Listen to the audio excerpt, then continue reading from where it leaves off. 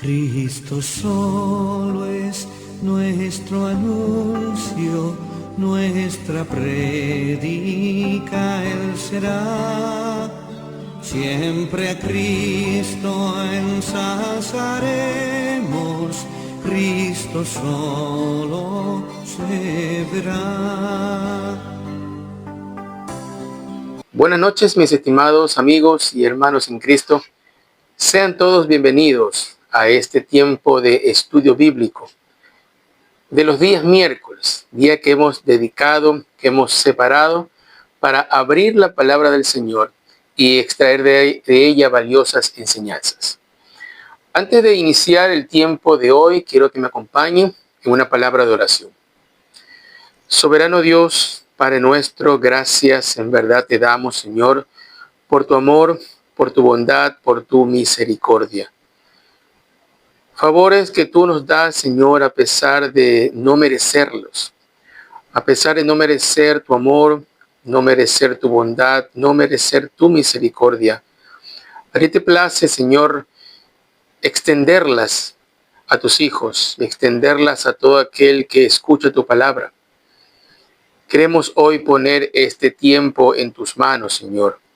Que cada familia, que cada creyente, que cada amigo que se conecta, que se une a través de este dispositivo electrónico para escuchar tu bendita palabra. Que cada uno de ellos reciba, Señor, bendición de lo alto. Que yo solamente sea un instrumento para poder canalizar la bendición que tú quieres derramar a cada una de nuestras vidas. Pedimos, Señor, por la conexión virtual. Pedimos, Señor, que tú seas controlando el servicio de energía eléctrica. Te pedimos, Padre, por este estudio, que llegue lo más profundo de nuestra mente y nuestro corazón y que nos permita acercarnos más a ti. Gracias te damos, Padre, en el nombre de Jesús. Amén y amén. La palabra bienaventurado, como ya hemos dicho en otras ocasiones, tiene como significado muy dichoso, muy feliz. Y se refiere a una persona que tiene un gozo profundo y placentero que abarca todos los aspectos de su vida. Mire, este es un deseo general de los seres humanos, alcanzar la felicidad. Y se han establecido normas o metas que si se las logra, una persona puede decir que es feliz. Por ejemplo, se dice que una persona es feliz cuando puede disfrutar de los placeres que esta vida ofrece. Una persona que vive bajo esta premisa busca siempre sentirse bien y buscar experiencias placenteras. Sí, todos los placeres que este mundo ofrece, que usted puede imaginarse, si una persona lo disfruta, se dice que aquella persona es entonces feliz. La felicidad también es buscada a través de la compañía de muchas personas y de sentirse amado. Por esto es que se intenta siempre pertenecer a un grupo social, de entablar amistades, aunque sean superficiales. En fin, mientras más personas existan, mejor. Y ahora con esto de las redes sociales, hay muchos que se afanan de tener muchos seguidores o muchos contactos o muchos amigos virtuales. Y se dice que mientras más conocidos tenga de manera virtual, la persona es más feliz. Otros, en cambio, buscan la felicidad en logros personales, sean estos académicos, económicos o tal vez involucrarse en alguna actividad que les dé sentido o propósito a su vida. Sí, son muchos los que se integran en diferentes actividades académicas, extracurriculares o tal vez de tipo social, con la intención o con la finalidad de que esto les dé un propósito a su vida y que si lo logran, pues entonces serán felices. Son muchos los caminos, Sí, son muchos los caminos y las formas en que se busca la felicidad. Pero lo cierto es que aquellos senderos que las personas transitan siempre llevan, tarde o temprano, a un callejón sin salida. Las Sagradas Escrituras, la Biblia, nos muestra el mejor camino para llegar a la felicidad y también nos menciona cómo es una persona bienaventurada, cómo es una persona dichosa, cómo es una persona feliz. Mire, abramos nuestras Biblias en el libro de los Salmos, en el capítulo 128, para ver un primer pasaje que nos habla sobre las características de la persona bienaventurada. Salmo 128, leamos los versos 1 y 2. Dice así la palabra del Señor. Bienaventurado todo aquel que teme a Jehová, que anda en sus caminos. Cuando comieres el trabajo de tus manos, bienaventurado serás y te irá bien. Y te irá bien. Sí, la persona que es feliz, o como aquí se menciona, bienaventurado en el Salmo, es aquella que teme a Jehová. Dice, bienaventurado todo aquel que teme a Jehová. Y una persona que teme a Jehová no es aquella que se paraliza de miedo ante Dios. Sí, no es aquella que se aterroriza ante Dios. Mire, en el hebreo hay dos palabras que se traducen como temor. Estas son las palabras yirá y lefajet. La primera, yirat, indica un temor que muestra respeto, admiración y sumisión. ¿Sí? Esta palabra indica respeto, admiración o sumisión. La segunda palabra hebrea que se traduce como temor es lefajet, y esta expresa miedo o terror por algo o por alguien. Y en el pasaje que aquí leemos, bienaventurado todo aquel que teme, esta palabra teme es utilizada aquí la palabra yirá, lo que indica que el temor a Dios es tenerle sumo respeto, es tenerle suma admiración, es tenerle suma devoción. Una reverencia debido a su grandeza, una reverencia debido a su santidad, una reverencia debido a su poder. Admiración por su carácter de amor, por su carácter de compasión, de misericordia y de bondad hacia nosotros. Y como decíamos en la oración inicial hoy, que dábamos gracias a Dios por su bondad, por su amor y por su misericordia, aún sin merecerlas. Entonces, si recibimos ese amor, si recibimos esa bondad, si recibimos esa misericordia, pues entonces somos dichosos, somos bienaventurados porque tememos a Jehová. Y esa es justamente otra de las características de la persona bienaventurada, ¿no? Sí, la primera característica es una persona que teme a Jehová. Otra característica de la persona bienaventurada es aquella que obedece sus mandamientos. Dice el texto aquí en la segunda parte del versículo 1, que anda en sus caminos, que anda en sus caminos. Y andar en los caminos de Dios sencillamente significa obedecer sus mandamientos. Sí, obedecer sus mandamientos. Andar en los caminos de Dios es establecer una relación personal con Dios. Andar en los caminos de Dios es buscar la santidad, alejándonos de las prácticas que este mundo ofrece, alejándonos de las prácticas de este mundo. Entonces, una primera característica de la persona bienaventurada es aquella que teme a Jehová, es aquella que anda en sus caminos, pero también se menciona otra característica de la persona bienaventurada, y es que trabaja. Sí, la persona que es bienaventurada, que es dichosa, que es feliz, trabaja. Pero lo hace en forma honesta, lo hace en forma honrada. Mire, cuando comieres, verso 2, el trabajo de tus manos, ¿qué va a ocurrir? Bienaventurado serás, y no solamente que será bienaventurado, sino que te irá bien, te irá bien. El texto nos dice que aquel que come del trabajo de sus manos, de lo que ella produce, de lo que ese trabajo produce, es bienaventurado, es dichoso.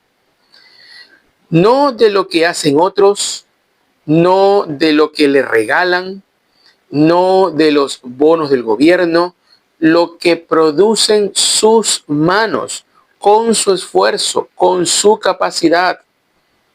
Toda aquella persona que teme a Jehová, que anda en sus caminos y que trabaja en forma honesta, puede sentirse dichoso, puede sentirse feliz, puede sentirse bienaventurado. Mire, y notemos la progresión en estas características. Primero, la persona teme a Dios, manifiesta una reverencia y admiración hacia su persona. Segundo, esto lo lleva a obedecer los mandamientos de Dios, a tratar de aplicarlos a su vida y se esfuerza sinceramente en llevar una vida de santidad.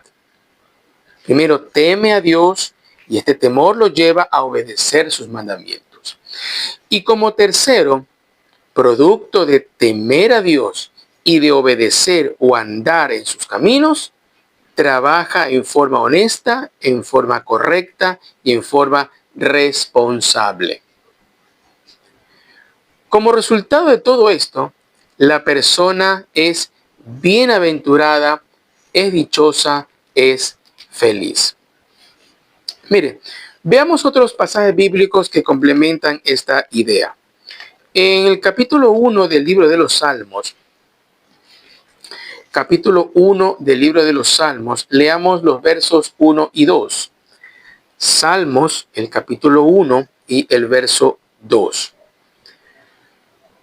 Bienaventurado el varón que no anduvo en consejo de malos. Mire cómo empieza el Salmo, ¿no? Dichoso aquel que no anda en consejo de malos, que no estuvo en camino de pecadores, que en silla de escarnecedores no se ha sentado. Es decir, anda en santidad.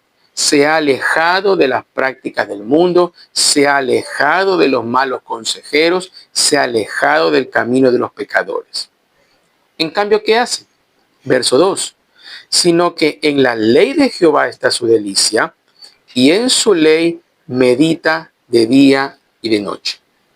Es decir, busca los mandamientos de Dios, busca obedecerlos, busca aplicarlos en su vida, busca ser un mejor creyente para Dios.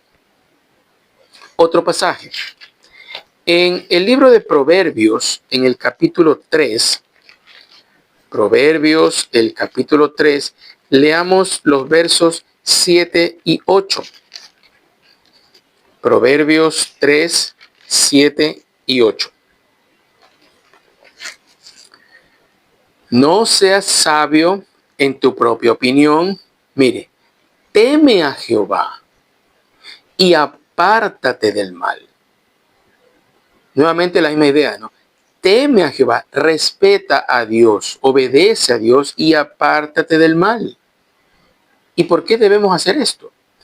Porque el temer a Dios y apartarse del mal será medicina a tu cuerpo y refrigerio para tus huesos.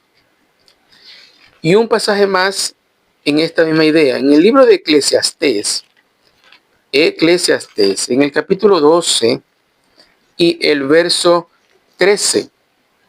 Eclesiastés 12, 13.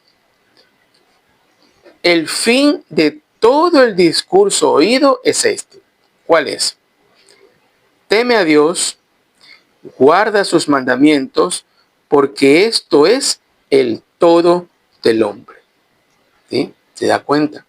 La misma idea otra vez, ¿no? Teme a Dios, guarda sus mandamientos, porque es el todo del hombre. Entonces, una persona que es bienaventurada, una persona que es dichosa, que es feliz, ¿cuáles son sus características externas?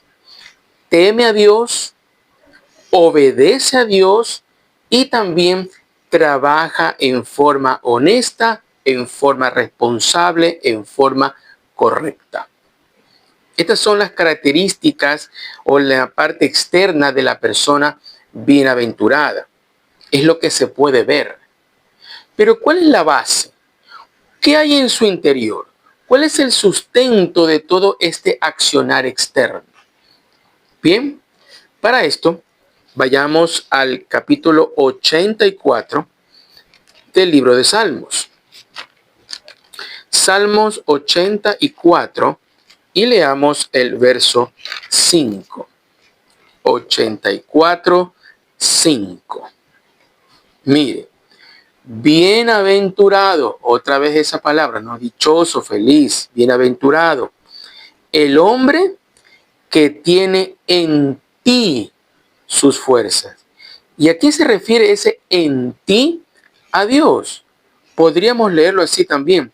Bienaventurado el hombre que tiene en Dios sus fuerzas, en cuyo corazón están tus caminos. ¿Cuáles caminos? Los caminos de Dios. Los caminos de Dios. Mire, cuando en la Biblia leemos la palabra fuerza, tal como leemos aquí, bienaventurado el hombre que tiene en ti sus fuerzas. Cuando en la Biblia encontramos la palabra fuerza, esta expresión o este vocablo no se limita solamente a la fuerza física, sino que abarca también la fortaleza espiritual, la capacidad de superar desafíos y perseverar en la fe. ¿Sí? Pero la bienaventuranza no menciona que se debe tener confianza en nuestras fuerzas. No menciona que debemos tener confianza en nuestro intelecto. No menciona que debemos tener confianza en nuestras capacidades.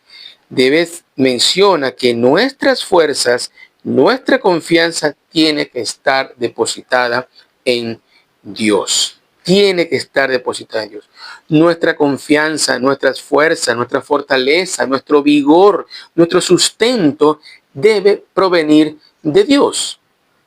Por eso a esta persona se le llama bienaventurado, muy dichoso, muy feliz. Pero, ¿cómo podemos hacer esto? ¿Sí? ¿Cómo podemos hacer que nuestras fuerzas estén depositadas en Dios? Primero, reconociendo que dependemos completamente de Dios. Sí, esto es primordial, ¿no? Reconociendo que sin Dios no podemos subsistir.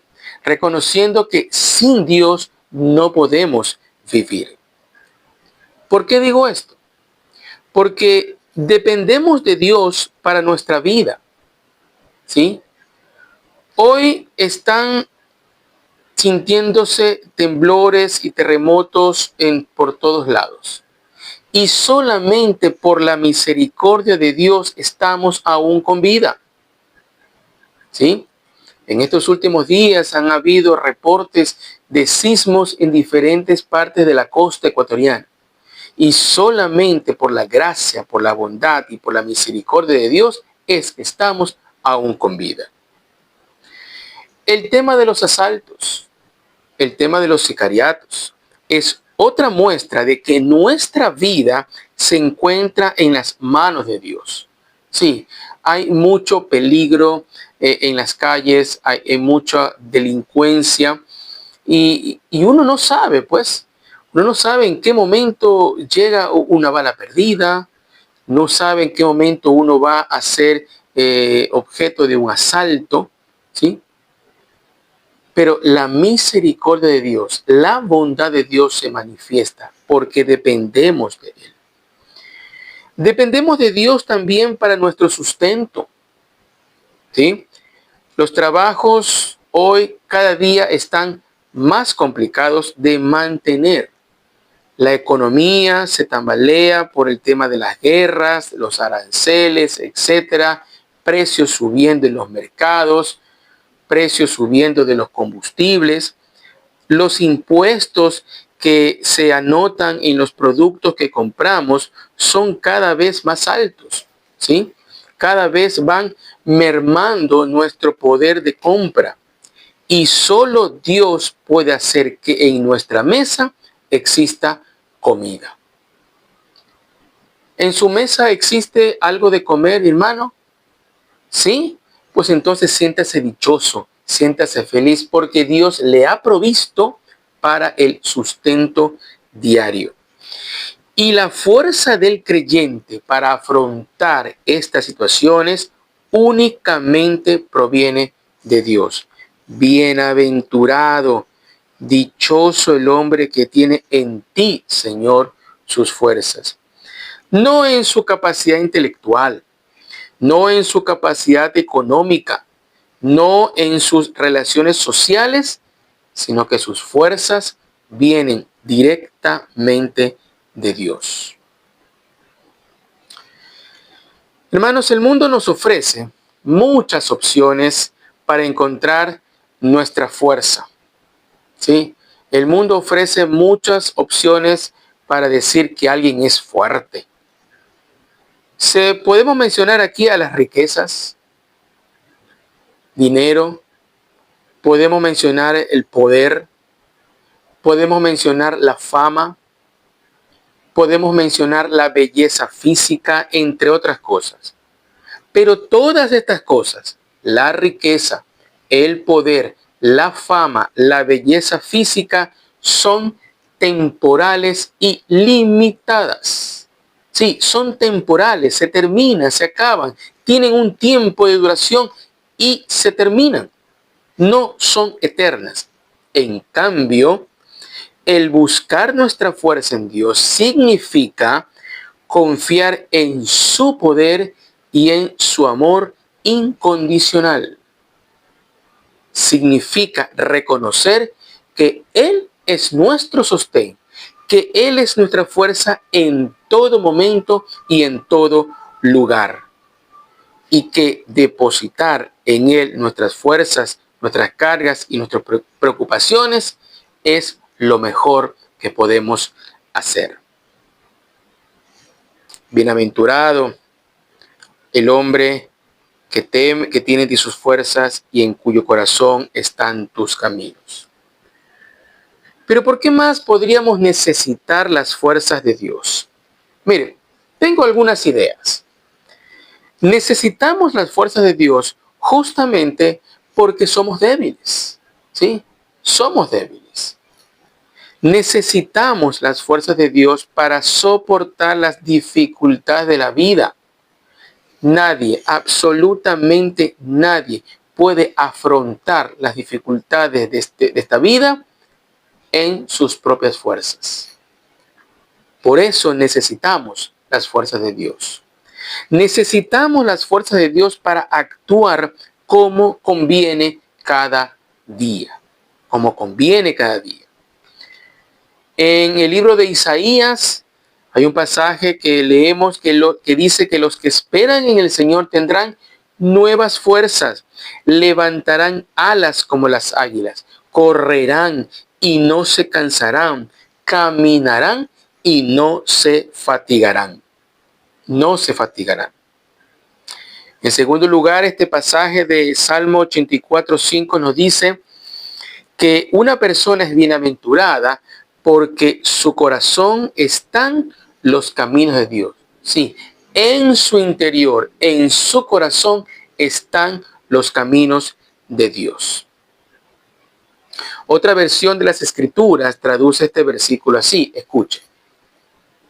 Salmo 84:5 es traducido en otras versiones de esta manera. Qué afortunado es el que se apoya en ti, dirigiendo el pasaje hacia Dios, ¿no? Qué afortunado aquel que se apoya en ti, el que solo piensa en andar en tus caminos. ¿Sí? El que solamente piensa andar en sus caminos. Nuestra versión dice, en cuyo corazón están tus caminos. Y podríamos hacernos esta pregunta. ¿Y cómo podemos tener los caminos de Dios en nuestro corazón? Sí. ¿De qué manera? ¿Cómo podemos hacer que los caminos de Dios estén en nuestro corazón? Bueno, en primer lugar, leyendo su palabra. Sí, leyendo su palabra. Son muchos los pasajes que nos enseñan la importancia de la palabra de Dios para el creyente. Por ejemplo, en el Salmo 119 y el verso 11, Salmo 119 y el versículo 11, leemos así. En mi corazón he guardado tus dichos para no pecar contra ti. ¿Sí? Y la idea de guardar en nuestro corazón los dichos de Dios es obedecerlos, es de aplicarlos en nuestras vidas, es de mantenernos dentro de la voluntad del Señor. Y cuando una persona guarda los dichos de Dios, obedece los mandamientos de Dios, se mantiene dentro de los estatutos de Dios, ¿qué va a ocurrir? No peca contra Dios. ¿Sí? Por eso el salmista dice, en mi corazón yo he guardado tus dichos, he obedecido tus dichos. ¿Para qué? Para no pecar contra ti. Para no pecar contra ti. Veamos también en Colosenses, el capítulo 3. Vamos al Nuevo Testamento, a la carta del apóstol Pablo a los Colosenses, en el capítulo 3, para que leamos otras de las beneficios de tener la palabra del Señor en nosotros. Colosenses, el capítulo 3 y el verso 16. Colosenses 3, 16. La palabra de Cristo more, ¿de qué manera? En abundancia. ¿Dónde? En vosotros. Sí. No more de manera poca, ¿no? En abundancia. Enseñándoos, exhortándoos unos a otros con toda sabiduría, cantando con gracia en vuestros corazones al Señor con salmos e himnos y cánticos espirituales. ¿Sí? Necesitamos la palabra de Dios porque de esa manera nosotros vamos a ir moldeando nuestro hablar. ¿Sí? Vamos a ir moldeando nuestro pensar. Y al moldear nuestro hablar y al moldear nuestro pensar, estaremos dentro de los caminos del Señor y esos caminos estarán en nuestro corazón. ¿Sí? Necesitamos la palabra del Señor. Mire, Pablo le escribe al joven Timoteo lo siguiente. Toda la escritura es inspirada por Dios y útil para enseñar, para redarguir, para corregir, para instruir en justicia. Y si no conocemos la palabra de Dios, como dice en Colosenses que debe abundar en nosotros, si no la conocemos, no podremos enseñar, no podremos redarguir, no podremos corregir, no podremos instruir en justicia. ¿Se da cuenta? La palabra de Dios debe abundar en nosotros. Es necesario en nosotros. La palabra de Dios en la mente y en el corazón del creyente hará que los caminos de Dios estén en nuestro corazón. Leyendo la palabra de Dios es una manera de cómo los caminos de Dios pueden estar en nuestro corazón. Lo segundo que podemos hacer para que los caminos de Dios estén en nosotros es orar a Dios cada día. Orar a Dios cada día.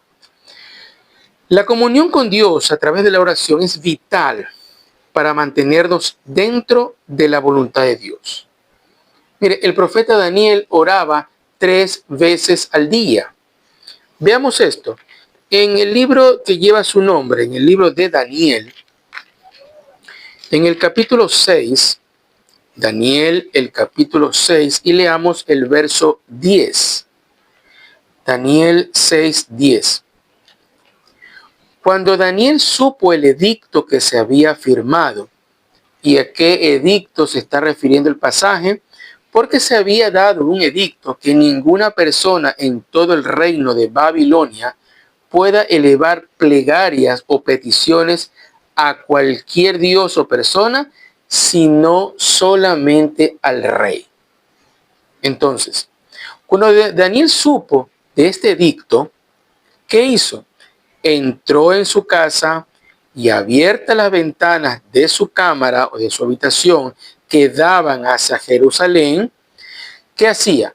Se arrodillaba 3 veces al día y oraba y daba gracias delante de Dios su Dios.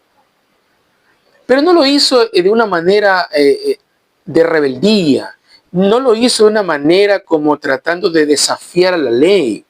¿Ya? No lo hizo porque el edicto estaba firmado y para querer sobresalir, miren qué tan espiritual soy. No, mire cómo termina el pasaje, el verso 10. Él hizo esto de arrodillarse 3 veces al día y orar y dar gracias delante de Dios como lo solía hacer antes. Como lo solía hacer antes. Es decir, era parte de su costumbre, era parte de su rutina diaria, era parte de su vida el orar a Dios. Pablo nos dice en la carta a los tesalonicenses, orad sin cesar, que debemos orar en todo tiempo.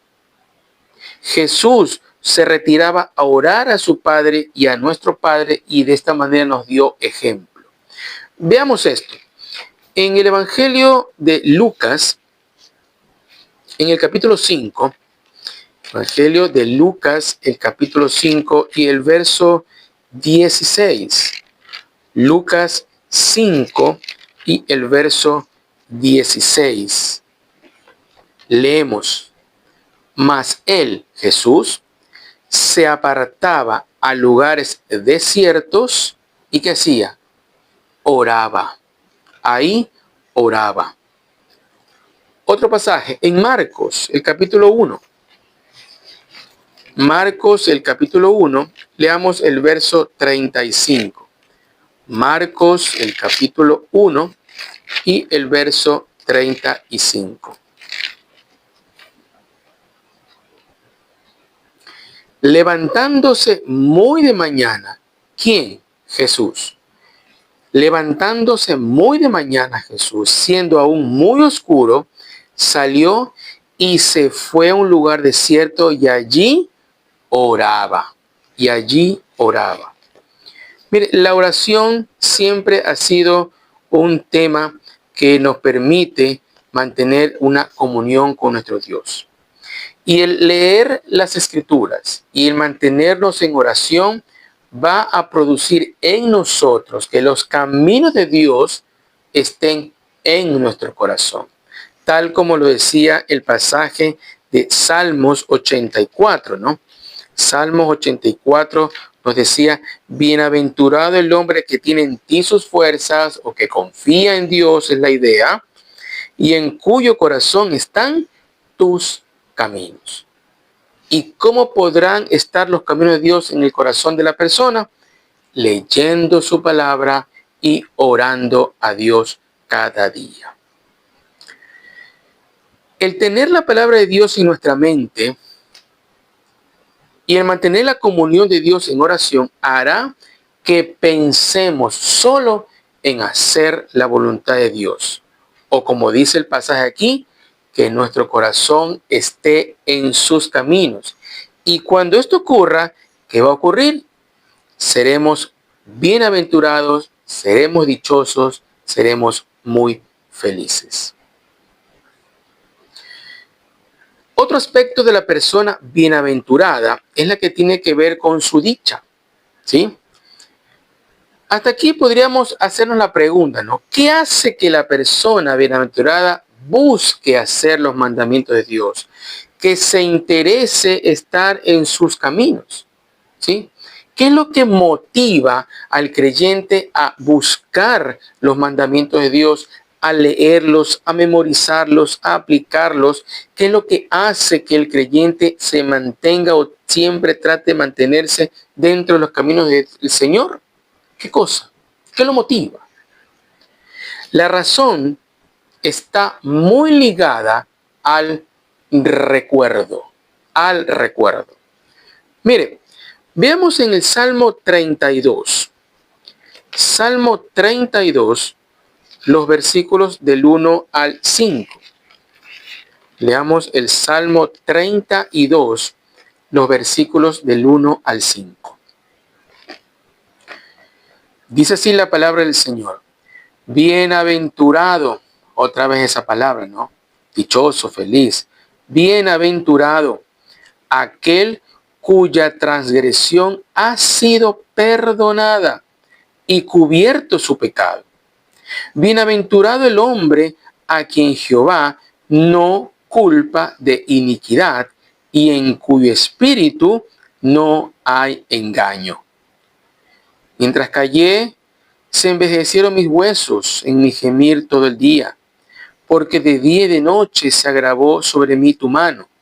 Se volvió mi verdor en sequedades de verano. Mi pecado te declaré y no encubrí mi iniquidad. Dije, confesaré mis transgresiones a Jehová, y tú perdonaste la maldad de mi pecado.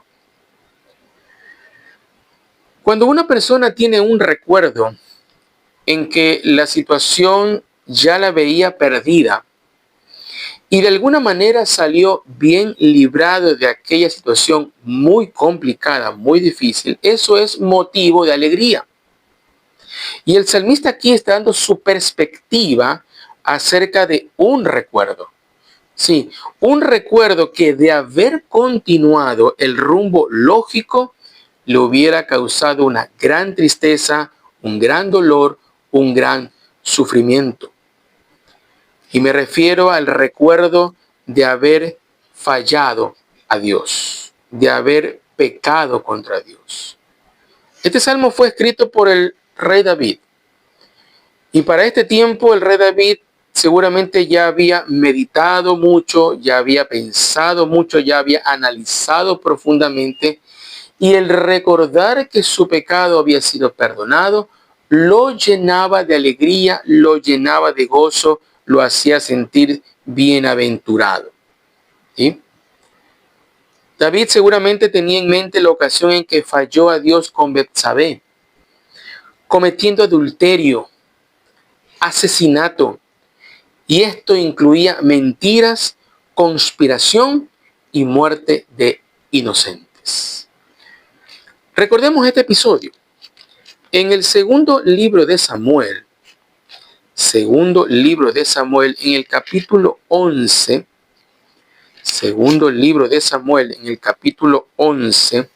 leamos los versículos del 1 al 5. Segunda de Samuel 11, del 1 al 5. Aconteció que al año siguiente, en el tiempo que salen los reyes a la guerra, que David envió a Joab y con él sus siervos y a todo Israel, y destruyeron a los amonitas y sitiaron a Rabá, pero David se quedó en Jerusalén. Mire, el rey envía sus tropas a la guerra, pero él no va a la guerra.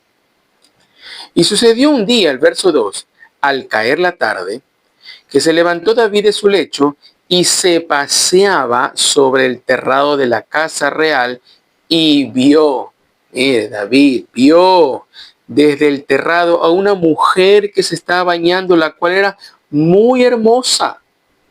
Sí, la vio. Envió David a preguntar por aquella mujer y le dijeron, aquella es Betsabé, hija de Elián, mujer de Urías Eteo.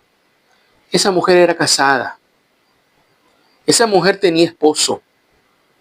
Y este Urías Eteo era uno de los fieles seguidores, valientes, combatientes de David.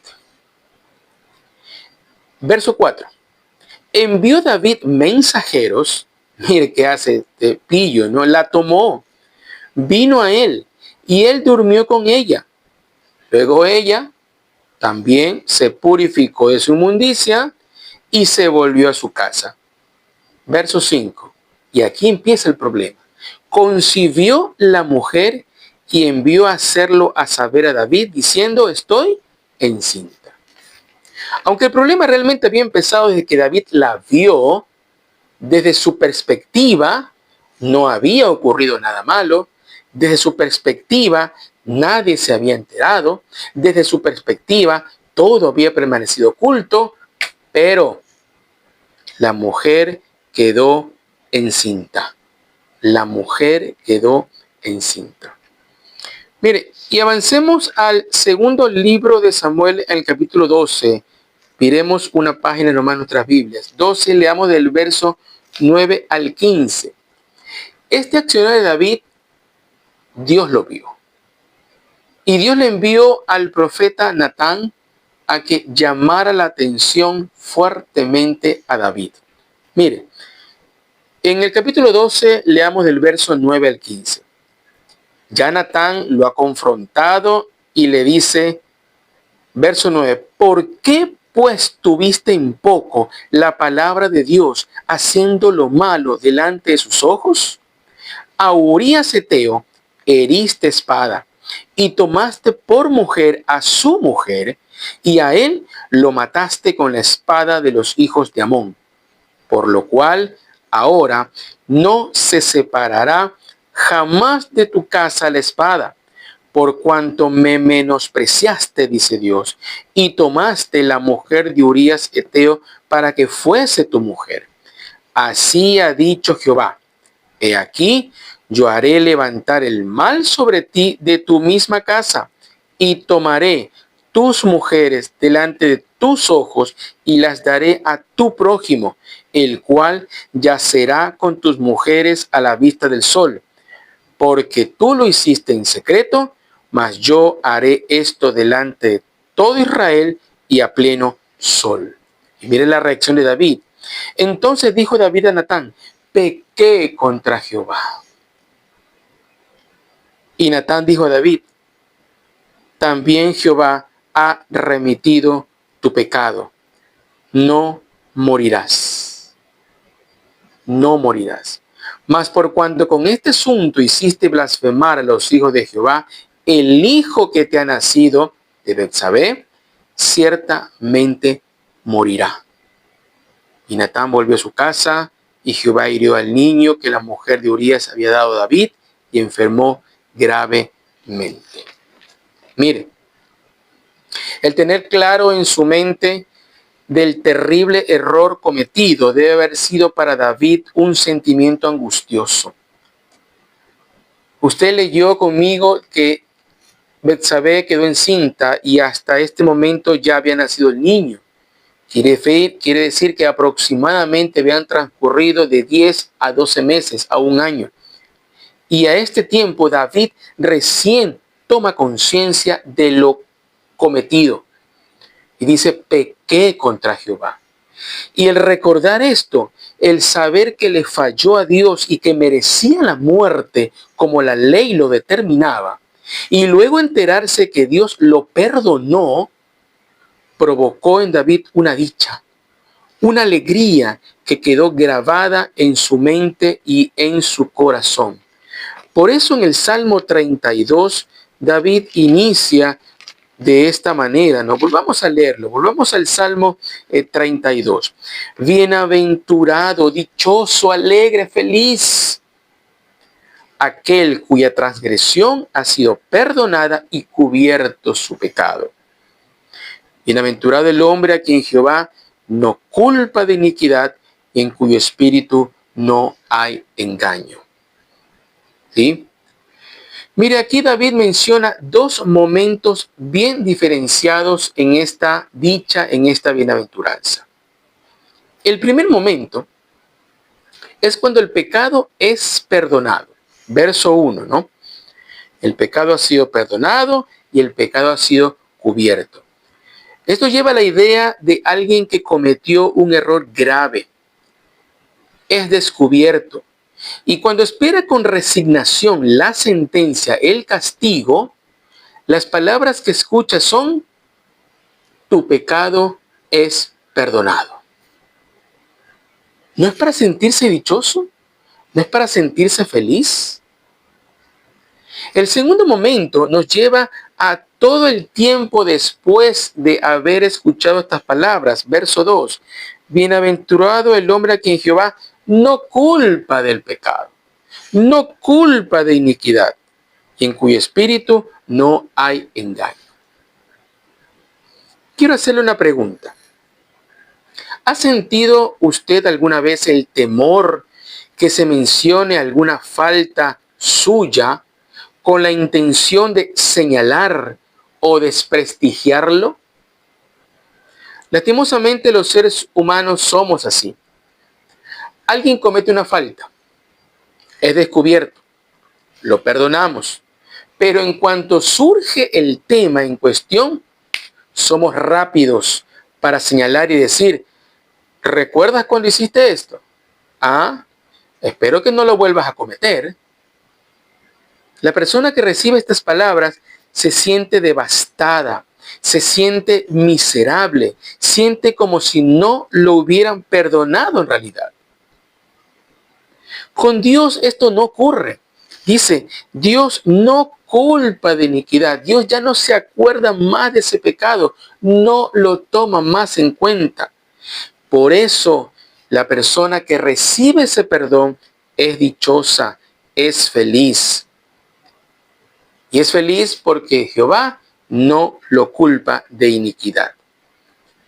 Esto también lleva a la idea de no acordarse más de la falta cometida. Dios no la vuelve a mencionar, no la vuelve a recordar. Aquella persona a quien Dios ha perdonado sus pecados y de estos Dios ya no se acuerda, ya no los toma en cuenta, debe sentirse muy dichoso, muy feliz, debe sentirse bienaventurado.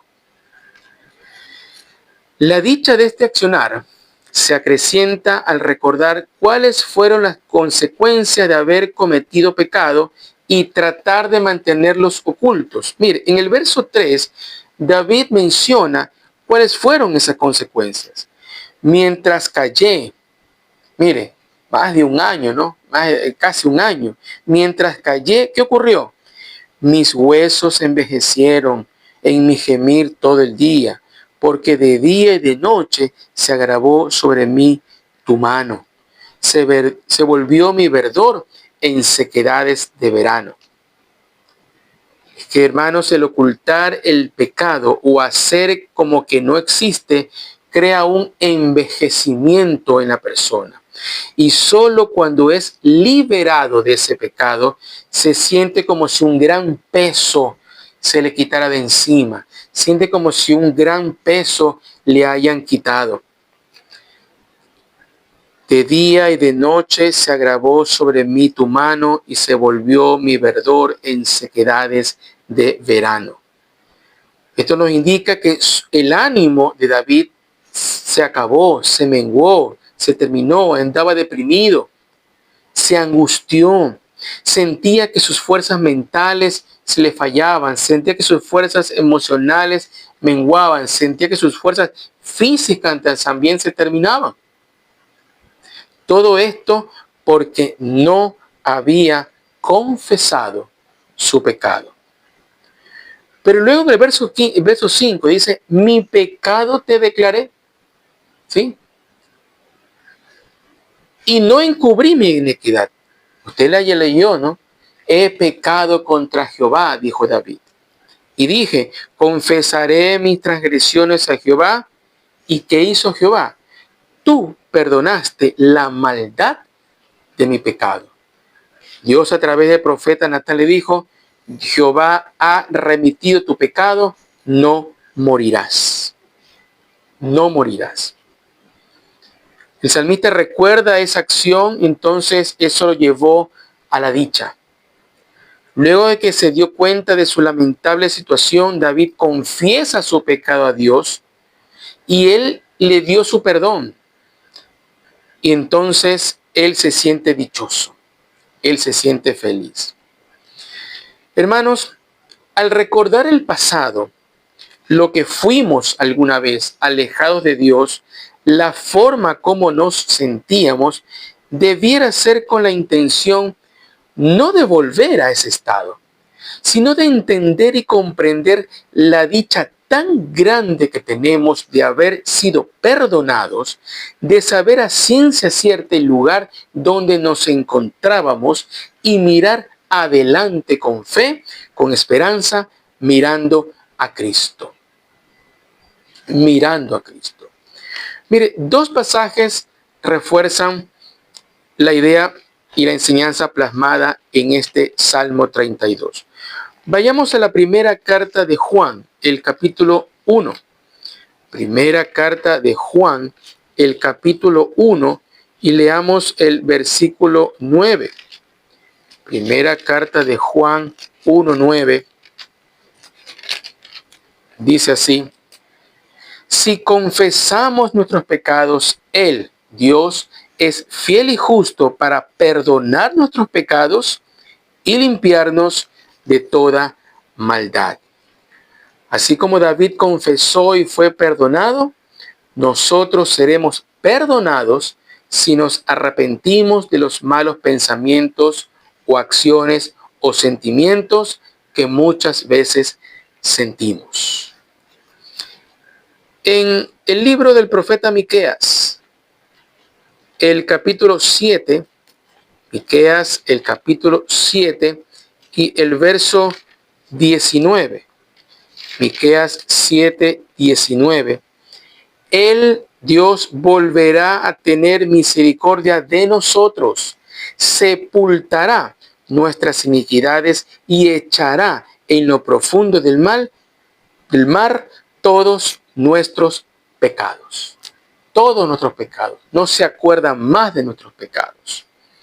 Así como a David, Dios no le reprochó sus faltas, ni le estuvo recordando aquellas faltas. Asimismo, Dios actúa con nosotros, olvidando nuestros pecados, sepultándolos en lo profundo del mar. ¿Ha sido usted perdonado por sus pecados? Si la respuesta es sí, entonces usted es bienaventurado, usted es bienaventurada, es dichoso, es dichosa, es muy feliz. Como una forma de concluir este estudio, hagamos un recuento de los puntos tratados.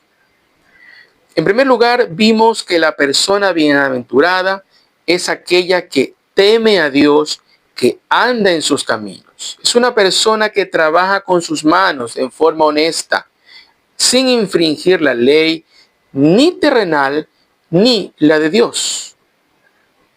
En segundo lugar, la persona bienaventurada tiene su confianza en Dios. No la tiene en sus fuerzas, no la tiene en sus capacidades, no la tiene en su intelecto. Además, tiene los caminos de Dios en su corazón. ¿De qué manera? Lee su Biblia y ora al Señor cada día. Y finalmente, la persona bienaventurada es aquella que Dios ha perdonado sus pecados y siente dicha porque ya no le están recordando los errores de su pasado y por eso siente una gran dicha, una gran alegría. Entonces le pregunto a usted, si a usted le hago esta pregunta, ¿quiere usted ser una persona bienaventurada? ¿Quiere ser usted, amigo que me escucha, bienaventurado? ¿Quiere ser usted, amiga que me escucha, bienaventurada? ¿Quiere dejar de sentir esa angustia que lo agobia por los errores de su pasado? Pues entonces acepte a Cristo como su Señor y Salvador. Reciba su perdón y deje que lo llene de su gozo para que sea muy dichoso, muy feliz, para que sea bienaventurado. Amén. Gracias te damos, Señor, por tu bendita palabra, que siempre ella nos anima, nos confronta y nos exhorta. Gracias, Padre, por este tiempo que tú nos has permitido estudiar tu palabra y hemos visto las características, la base y el sustento de la persona bienaventurada. Que una persona bienaventurada es aquella que confía en ti, que obedece tus mandamientos. La persona bienaventurada es aquella que deposita sus fuerzas y toda su confianza en ti. Y hace esto porque tú lo has perdonado. La persona que es bienaventurada obedece a Dios porque ha sido perdonada. Su pecado ha sido limpiado, ha sido cubierto, ha sido olvidado. Y eso es motivo de alegría, de dicha y de felicidad. Gracias te damos, Señor, por el perdón que tú nos has dado, por la dicha que tú nos has dado. Y te rogamos que la palabra que hoy ha sido dada, estudiada, sea de bendición y que otros puedan también llegar a recibir tu perdón y puedan convertirse así en personas bienaventuradas. A ti sea toda la gloria, Señor, por los siglos de los siglos. En el nombre de tu Hijo amado Jesucristo, nuestro Salvador, te damos gracias. Amén y amén. Damos gracias al Señor, mis hermanos, por el tiempo que hemos transcurrido estudiando su palabra. Antes de terminar, quiero extenderles la más cordial invitación para que este día domingo nos sintonice a través de este medio virtual 10 minutos para las 11, donde se transmitirá en vivo el servicio dominical, el culto de nuestro Dios. Pero también sería una dicha, una alegría poder estrechar su mano, poder recibirle en el templo, el lugar donde la iglesia del Dios viviente se reúne. Será para nosotros un placer tenerle en nuestra congregación. Me despido de ustedes esta noche. Que Dios los bendiga. Amén. Cristo solo, Cristo siempre, nuestro todo en todo Él es. Salva, santifica y sana, pronto viene Él.